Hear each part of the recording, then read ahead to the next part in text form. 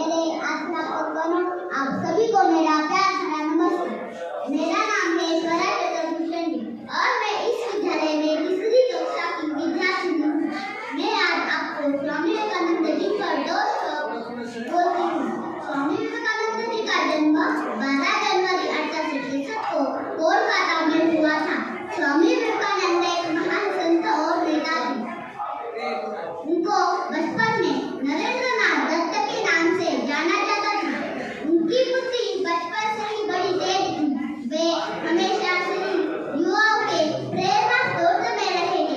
इसलिए उनका जन्मदिन प्रत्येक वर्ष युवा दिवस के रूप में मनाया जाता है। स्वामी विवेकानंद एक होशियार विद्यार्थी थे। उनको संस्कृत का बहुत ज्ञान था।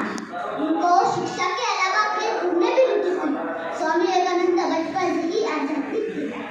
स्वामी विवेकानंद जी अपनी कोलकाता में पढ़ाई पूरी कर रहे थे तब उनकी मुलाकात श्री रामकृष्ण परमहंस जी से हुई।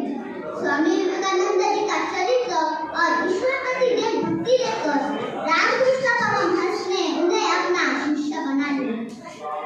स्वामी विवेकानंद एक संत ही नहीं, एक महान देशभक्त विचारक और लेखक भी थे। उन्होंने उठो जाकर स्वयं जाकर और को जगाओ, ऐसा अपने नए जन्म पर संकल्प करो, ऐसा मूल मंत्र देशवासियों को दिया। ऐसे थे एक संत महान जिनकी थी एक अलग पहचान। ऐसे थे एक संत महान जिनकी थी एक अलग पहचान। अपने मधुर वाणी से उन्होंने दिया पूरे विश्व को ज्ञान। अपनी मधुर वाणी से उन्होंने दिया पूरे विश्व को ज्ञान। जिनका भरा था रग रग में स्वाभिमान, जिनका भरा था रग रग में स्वाभिमान, जिसने भारत का जग में बढ़ाया मान, जिसने भारत का जग में बढ़ाया मान। शिकागो में जिनका भाषण सुनकर सारा संसार दंग था। शिकागो में जिनका भाषण सुनकर सारा संसार दंग था। वो एक भारत का सन्यासी नाम विवेकानंद था। वो एक भारत का सन्यासी नाम विवेकानंद था।